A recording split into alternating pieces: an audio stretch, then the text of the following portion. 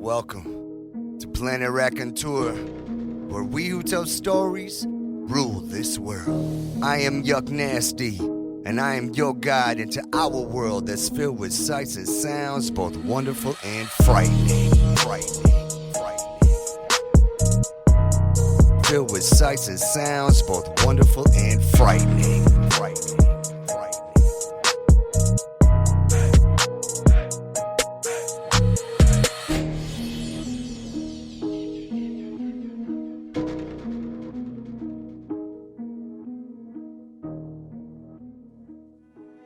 Dust to Dust by Benjamin Maclean-Max.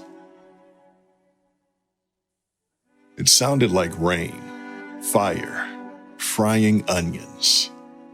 It filled my head, summoning memories of the heady scent of rain caught on pine needles sinking into mossy loam, of embers sent glittering up into a starry night, the taste of onions caramelized in butter. It was none of these things, of course. The sound was coolant vaporizing against the outer layer of the crystal viewport piped at high pressure through a spider web of tiny capillaries in the crystal itself. The faint blue liquid flitted across the window every few seconds. It cooled the crystal, which would otherwise crack under the heat of the swollen star beyond. The star's moody, flickering surface filled my field of vision, its greedy flames seeming to reach dangerously close. In fact, it was still at least 10,000 kilometers away. Even Bayaran ships couldn't safely get any closer. I had been staring at the mesmerizing patterns in its red-orange plasma surface for hours. My job was done. I had little else to do while we waited for the end. As if on cue, Kira trundled in. I smiled at her, and she looked back, her eyes widening slightly in acknowledgement. She stepped closer to the window and pressed a green-black hand to the cool crystal. Her ponderous head turned, and catching my eye, she jerked her hand back as if burned. I laughed, and her eyes crinkled slightly into her own approximation of the gesture. It was a joke she'd made several times in the weeks we'd been parked in orbit around the dying star. The Bayari were, in my experience, a melancholy species. The ancient telepathic race had no spoken language, no names, and no genders. They were a solitary folk, rarely found in groups larger than 2 or 3. Most people struggled to work with them, finding the silence oppressive, the solitude depressing. I, for one, had enjoyed my months with this particular Bayari, whom I'd named Kira and gendered female. 2 small concessions to my unenlightened modes of thought she seemed not to mind. Behind her subtle, mouthless expressions and the slow, lumbering precision of her short, round body, I found a person of childlike exuberance and idiosyncratic humor, a friend of endless compassion and a mind of ancient, bone-deep sorrow. The Bayari were a contradictory people, but I fancied myself a contradictory person too. We got along quite well.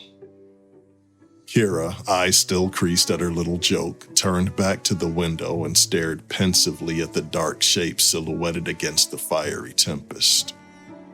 We called the planet Bayar. No one really knows what the Bayari call anything. It was their ancestral home world, their Earth. 3 billion years ago, they lived among its verdant forests and along its shimmering coasts. I've seen pictures. The planet had been beautiful. Now uninhabited for an eon, its atmosphere burned away, its teeming seas vaporized, its forests scorched to dust. Bayar orbited patiently, waiting to be devoured in the death throes of the star which had sustained it for 9 billion years. I watched Kira's round, still form and tried to imagine what it would feel like to bear witness to the end of your home world. It was a far cry from the paradise it had once been, but upon those now barren shores, the first Bayaran ships had been built, the first Bayaran cities risen. Its moon, long lost, had been their first stepping stone into the cosmos. The relics of the civilization which left its atmosphere were lost to dust 1 billion years before Kira was born. I couldn't imagine how that would feel. I missed Earth, the pine forests and mountain ranges of my childhood with a dull ache. If Kira felt anything similar while she looked down on the charred planet below, I saw no sign of that pain. We performed some final surveys, collected a few last samples, prepared to record for posterity the last moments of the planet's existence. When I finished the last calibration to Kira's satisfaction, the blasphemous fact of my presence had crashed over me at once. The Bayari were a solitary people. Only one had come to watch the death of their world. But I was here too. For whatever reason, Kira had brought me, so I too would bear witness. We stood in silence and waited. The end began on schedule. A flare of light as the planet's crust began to melt under the heat of the star. A network of glowing cracks spread across the planet's surface as heat and gravity tore it apart. The star flared again. Its atmosphere, roiling with molten rock and metal, fell to its core. Kira pressed a hand against the crystal, and almost instinctively, I did the same. As we watched in impotent silence, Bayar slipped into its sun and was gone from the universe forever. The irrevocability of the moment took my breath away. 9 billion years the planet had endured, nurturing trillions of lives, birthing an ancient space-faring people. It had existed for time beyond comprehension. And then, equally incomprehensibly, it was suddenly gone. When I finally turned away, I realized I was crying, almost shamefully. I met Kira's deep, subtle gaze. Her earlier humor was gone. She stared up at me from hooded eyes, fingers still pressed to the windshield.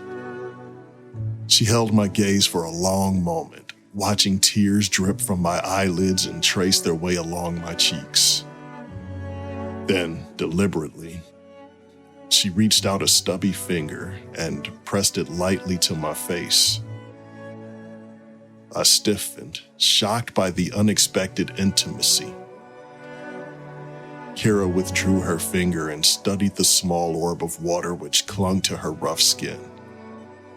She watched, silent and expressionless, until my tear dropped from her finger. Then she met my eyes and inclined her head towards me in grateful acknowledgement of a pain shared. The end. That was Dust to Dust by Benjamin Maclean-Max. This is episode 4 of the Planet Raconteur Season 2 podcast. If you are into our show, please do us a solid and follow us on Twitter, subscribe on YouTube, and give us a like wherever you listen to Planet Raconteur. Here is I Found Your Cat. Playing new messages. Hi there. I'm calling in regards to your missing cat. Good news. I have your cat, or rather, what remains of your cat. Now, when I say what remains, you're probably thinking that your cat is dead. Well, not quite. It's really a bit more complicated than all that. You see, parts of your cat are still alive and well. And that poses it poses a serious problem here, right? I got your number from one of the posters, a missing cat, I think it said. Had a little tags you tear off. You put them up around the neighborhood, and I'm not going to lie. When I saw the $2,000 reward, that grabbed my attention. I figured, man, you must really love this cat, and that there wasn't anything out of the ordinary about it, right? So I kept my eyes peeled.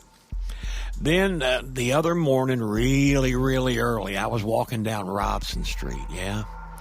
Now, this stretch of the road has seen way, way better days, windows blacked out, old abandoned buildings, both sides of the street. Not a road I should have been walking down, yeah? Now, I was by myself, and I kind of started to sweat and getting nervous. And I didn't see anybody. But, man, I swear, there were eyes from all directions staring at me. I was approaching this dark, nasty alleyway. And then I heard a blood-curdling scream. Now, most nights, I steer clear of any kind of shouting or craziness, right? But when it emerges from the narrow crevices between abandoned buildings, usually I would walk as fast as I can and just hope and pray somebody else would deal with it. But this time was different. I felt like I was oogling a fresh, brand new car wreck. And I just had to see what the distress of this other human being was. So I turned and I walked down this dumpster-lined back street, right? And I heard another shriek just before stumbling upon this terrified homeless man sitting on the ground. He was begging and pleading, "Oh, please, leave me alone, leave me alone." His back was pressed up against a large metal dumpster, and his hands were covering his face. He shrunk like he was expecting somebody to hit him. He looked up at me as I approached, and I've never before seen this kind of a look of, absolute horror on another man's face. It's quite frightening. Now, in front of him, about 3 feet away, was your cat. I saw your cat on the poster, yeah? One white and gray short-haired tabby. The cat you know and love. She was cleaning herself, licking her paws like a normal cat, and it seemed obvious to me that the screams were coming from this homeless man, yeah? So what I did was I hunkered down and I approached both of them very cautiously. A little bit of stealth, you know what I mean? I didn't want to scare the cat. I felt like I was just inches away from my furry little lottery ticket worth $2,000, and I wasn't going to take any chances. Quietly, I went down. "Here, kitty, kitty, kitty." I made those kind of sounds you make when you're calling your kitty cat. And as I drew closer, the homeless man turned to me and cried, "Stay away, or this thing's going to kill both of us." Now, at the time, I guess that this man was probably high on something, yeah? And I thought it was, just a cat. In hindsight, he was right, and I should have listened.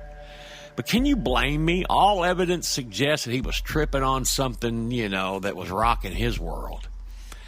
Now, I put my hands up in submission and told this dude, "All right, man, I just want the cat." I kept moving toward your cat, and I was almost just inches away from grabbing the cat up and taking it away when it just reared up, it hissed at me, and it just ran off in the alley. I swore a blue streak and said, "Well, there goes my $2,000. Now, I turned back to the homeless man, and he was breathing a sigh of relief. "Oh, you saved my life, brother." Now, he grew calm, and he was surprisingly sober after the cat went away. I got to having a talk with him, and he says his name was Pete, and he'd lived in this part of town for years, yeah? I asked him how one little cat could possibly scare a big man like himself, and he claimed that for the last couple of weeks, your white and gray short-haired tabby had been hunting him. Now, I raised a very, no, this can't be happening style eyebrow to this dude and said, all right, Pete, I'm not entirely convinced that you're being hunted. And here's what I'm going to do. If you help me catch this cat, we'll split the reward 50-50, and you'll be cat-free. Now, this dude suddenly did something that surprised me, right? He shook his head, and he said, no, sir, man, I ain't, no way I'm getting close to that thing. He became really upset, man, when I suggested this. Like I was going to use him as bait to catch a lion. No worries, dude, I said. And I'm just trying to placate him as best I could. Offered him a couple of bucks before I left. And as I was getting ready to leave, I heard Pete shout something behind my back. That cat's man, you got to listen to me. That cat wants my babies. But she's not going to get them.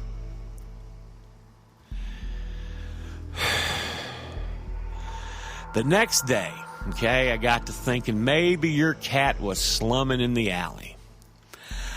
I reckon that if I came back during the evening, I might find your cat prowling around again, so that, here was my plan.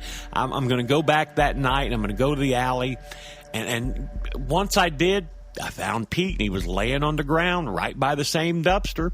He was rocking back and forth, and he was just freaked out. He seemed to be cradling something, holding it in his lap. I said, hey, Pete, what's going on? You okay? He glared up at me with pain in his eyes. That goddamn cat took my hands, he cried, and he held up his arms in front of him and presented, 2 stumps. The wounds looked fresh, and the weird thing here, man, is they appeared to be cauterized.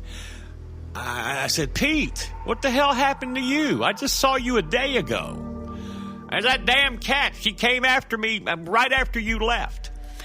He went on excited and rambling and about how the cat had been scheming to harvest his body parts. I didn't believe him. No way a cat could do this. Not in a million years, right? Cats chase birds and throw around catnip pillows. They certainly don't have the wherewithal to do like impromptu surgery in a dark alley on a homeless dude. I told him, all right, Pete, sorry about that.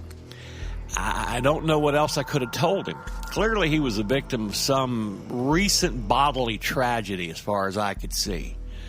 But there wasn't much I could do for him. Maybe I'd give him some of the reward money when I found the cat. So, listen, I asked Pete, you seen where the cat went, man?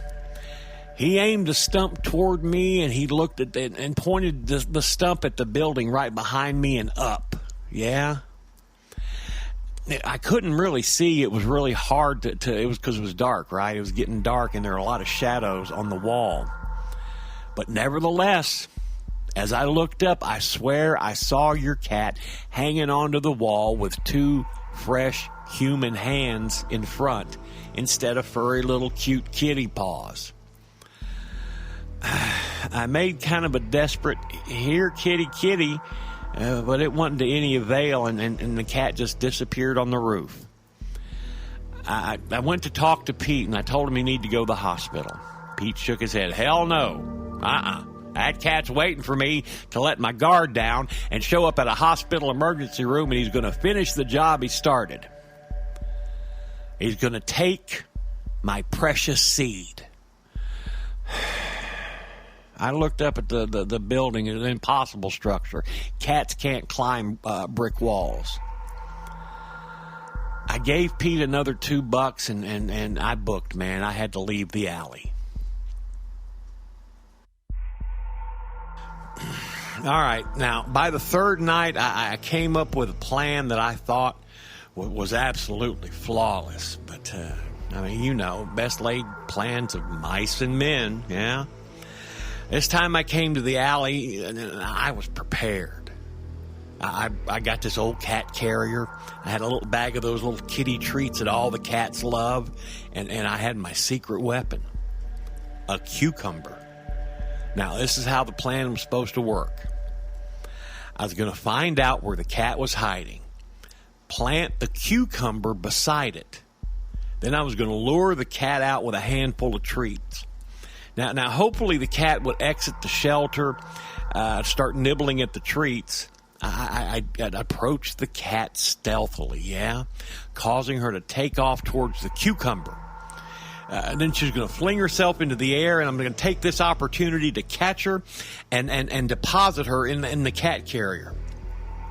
Now, I thought this was a really super impressive plan, and I felt really good about it, yeah? And I also convinced myself that there was no way the cat had human hands. That crap's impossible, right? Now, what I thought I saw was all in my mind.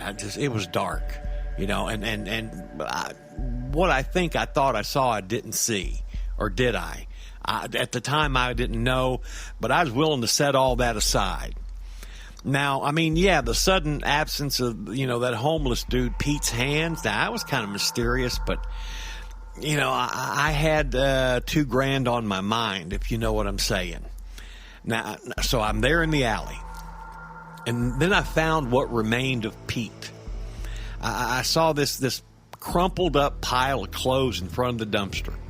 I leaned over and I picked up Pete's jacket. It was damp, and it was oozing something wet and nasty, and it kind of looked like, you know, the viscera you'd see in those horror movies. I dropped it on the ground, and it wasn't like Pete just to leave his favorite spot here in the alley. I remembered how desperate he was not to leave the protection of that particular dumpster. Now, I convinced myself that maybe he did go to the hospital, right? But I didn't know what all this nastiness was. This crap was really, and it stunk, by the way. It really stunk. So, all right, I got to get back on task here. I walked up and down the alley. Didn't see the cat. I remembered Pete said something about hearing the cat dragging stuff up on the roof. And the last time I saw the cat, she was heading up, well, the side of the building. Wow. Climbing towards the top. I reasoned that the cat must have had some kind of shelter or found a place to you know, kitty cat crash up there on the roof. I found the stair ladder on the external fire escape, and I had the cat carrier, and I climbed up the 4 stories to the roof. Now, the ladder was really awkward and shaky, very dangerous, in fact, with the cage in tow. But I managed to get up there all the way on top of the building, and I didn't fall. On the roof, next to this old broken down high-volume AC unit, I found the cat nest that was made out of garbage. It was domed and resembled a 4-man tent. Pretty damn good for a kitty cat, right? It was made of a mishmash of couch cushions, old clothes, old newspapers, and on the side there was a gash, like it was like a tent opening. And as I drew closer, I heard something moving inside this thing. It was time to enact my plan. I put the cat carrier on the ground, opened up the door, and placed a handful of treats in the cat carrier. I took the cucumber out, and I placed it right there by the entrance of the cat shelter. I heard a low rumble from inside as the cat started to come out. Now, over the course of these 3 days, the cat had undergone what I would have to call a profound transformation. And now I could barely recognize what this cat was, if it was even still a cat. I was paralyzed by what I saw coming out of this shelter. It was monstrous. First, when I saw it, it stuck its head out, and its gray and white fur was falling off in patches. And I could see the bear witness to, and it was like, porcupine-like quills coming out of its brow. The already large cat eyes must have grown to 3 or 4 times their original size, and they bulged out of that kitty cat skull like an exotic tree frog. Then there were the teeth, just row after row of these jagged teeth all over this gigantic, horrible, monstrous mouth. And she glared at me with what I could only call desperation and hunger in those horrible eyes. Then she slowly unhinged her jaw. You heard what I said, right? She slowly unhinged her jaw, causing her to resemble like a Cheshire shark. All in all, what this cat was now was about the size of a full-grown lion. No longer the cute little kitty cat, house cat, gray and white tabby. This was the cat from hell. She started moving towards me, and when she placed her first paw forward, I realized there was still one further horror that I was going to witness. Holy shit, this cat has human hands. I jumped back in terror. This was terrifying. I was expecting a cat, not some nightmare from a monster movie. The cat got closer and closer, and I got it. I understood that I was no longer the hunter. Now this cat was hunting me. Lines of drool just dripped off these needle-sharp teeth, right? And I was certain that this cat was now a hell spawn that was going to eat me and drag me back to hell. Then from down along the street, a car blasted its horn. The cat, now nearly a foot away from my head, turned to look toward the source of the sound. She saw the cucumber, and the effect was immediate. She shrieked an ear-piercing banshee howl, and she jumped so high, and she flung herself all the way off the roof. Moments later, I heard a loud, just like crash in the alley below. Yeah? I ran to the ledge and looked down. It was hard to see, but it looked like the cat had broken into lots and lots of smaller pieces. I was overjoyed that my life was saved and I wasn't in any more danger, but at the time, I was disappointed because despite my best efforts, I wasn't going to see that $2,000. Yeah? Then I heard a chorus of these concerned mewing coming from the cat's nest.